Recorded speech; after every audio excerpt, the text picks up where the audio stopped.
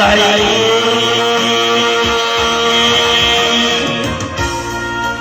tiếng xuôi cỡ núi trên đồi lời nào chẳng hơi cũng xin qua rồi để là ngày sau khi ta cần nhau còn một chút ngày đầu cho nhau kết thân bên nhau